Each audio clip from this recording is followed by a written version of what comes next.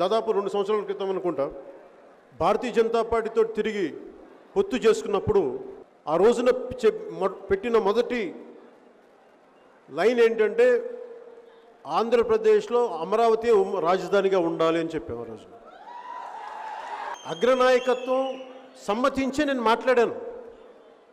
ఆ రోజున జాతీయ అగ్రనాయకత్వం ఒప్పుకుంది ఆంధ్రప్రదేశ్ రాజధాని అమరావతి అని చెప్పి. ఆ రోజు నేను చెప్పినప్పుడు వాళ్ళు మీ మాట వినరు అది ఇది అన్నారు. కానీ ఆఖరికి మొన్న హోంశాఖ మంత్రి శ్రీ అమిత్ షా గారు తిరుపతిలో చెప్పారు, ఇది మేము అమరావతిని రాజధానిగా చూస్తాం. మరి నేను చెప్పిన మాట నాకు చెప్పింది ఆయన ఇంకోసారి చెప్పారు కాదు, 2 సంవత్సరాలు లేటుగా చెప్పారు అంతే. ఆ సందర్భం రాలేదంతే ఆయన చెప్పడానికి. ఎందుకు చెప్తున్నానంటే ఒకవైపు వైసీపీ 3 రాజధానులు అంటారు, ఇది ప్లెడ్జ్డ్ వర్డ్ అంటాం. మనం ఒక మాట స్థాయికి వెళ్ళే కొద్దీ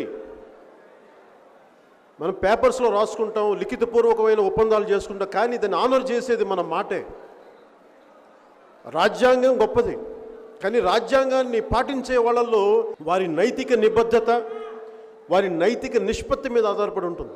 విలువలు లేని వాళ్ళకి రాజ్యాంగం ఇస్తే వాళ్ళు దాన్ని పాటించకపోవచ్చు. ఈ రోజున వైసీపీ చేస్తుంది అదే. ప్రతిపక్షంలో ఉన్నప్పుడు ఒక మాట, అధికార వచ్చాక ఇంకో మాట. ఇలా మారుచుకుంటూ వెళ్ళిపోతే ప్రయోజనం ఏముంటుంది? ఇచ్చిన మాటకి రాజ్యాంగ పరిరక్షణకి ఇంకా నిలబడి ఎక్కడున్నారు వీళ్ళు? దీని గురించి మాట్లాడాలి.